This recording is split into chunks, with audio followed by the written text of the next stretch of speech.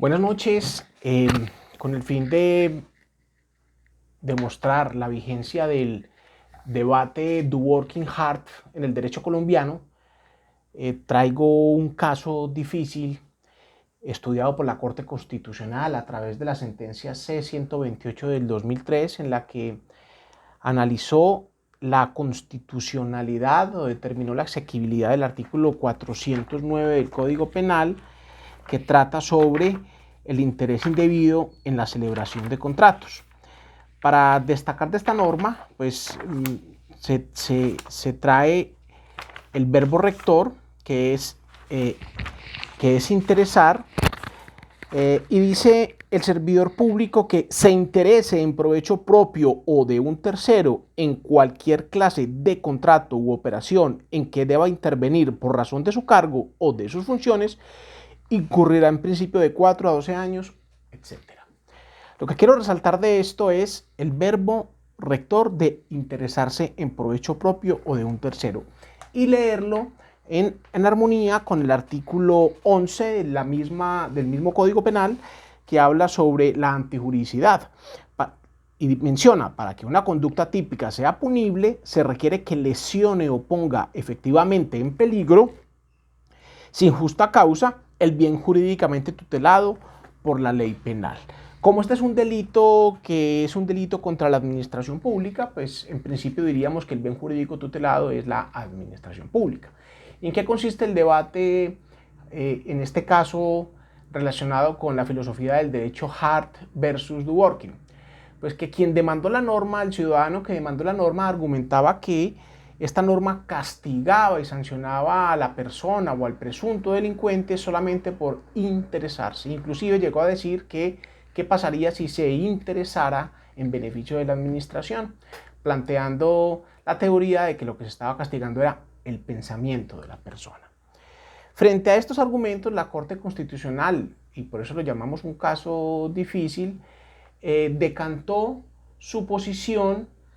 basado más en la filosofía del derecho de Do Working que la de Hart. Si fuéramos a hablar de la de Hart, hablaríamos de reglas de derecho o de normas, puesto que hay una norma que habla sobre el interés indebido, y en principio podría pensar que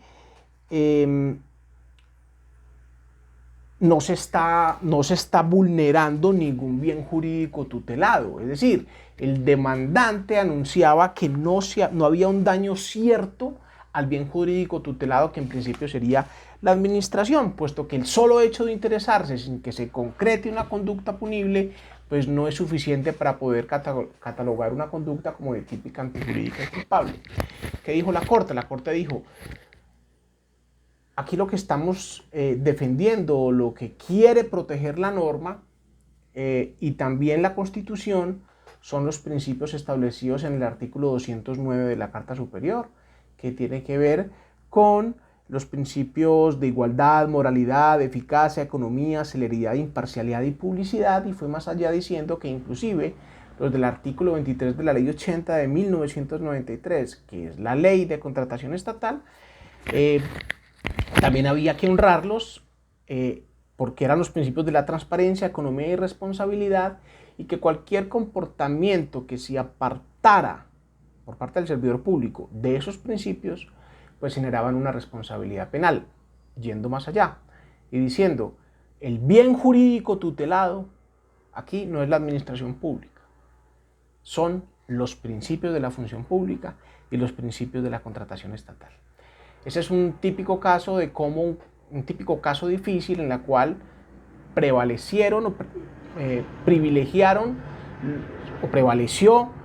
el principio, prevalecieron los principios frente a una norma del derecho positiva, porque en cierta manera el demandante tenía razón al mencionar que desde el punto de vista de la antijuricidad material, que no formal, sino material, pues no se había consolidado ningún daño. No obstante, los principios de la contratación pública y de la función pública a lo que obligan es a no alejarse